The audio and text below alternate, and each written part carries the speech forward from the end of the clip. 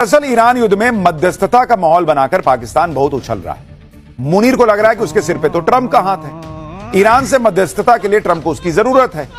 ऐसे मौके का फायदा उठाकर मुनीर भारत के खिलाफ कोई हिमाकत कर सकता है, यह सोचकर कि ट्रंप पाकिस्तान को बचाने आ जाए।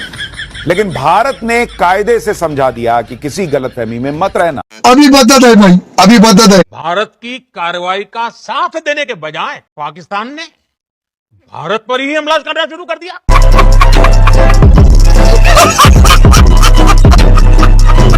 दिन पहले तो आप सब लोग अमेरिका के साथ थे, खाओ मां कसम। और आज जितने चैनल है सब ईरान मैं के साथ। 140 करोड़ भारतीयों के साथ हूं। इनकी ऊर्जा जरूरतों का आप किसी के साथ नहीं है सर, आप किसी के साथ नहीं है, आप हालात और वक्त के साथ हैं। अगर ईरान का पल्ला भारी तो आप ईरान के साथ, मोदी का पल्ला भारी आप मोदी के साथ, राहुल जी का पल्ला भारी आप राहुल जी के साथ, आसिम वकार का पल्ला भारी आप आसिम वकार के साथ।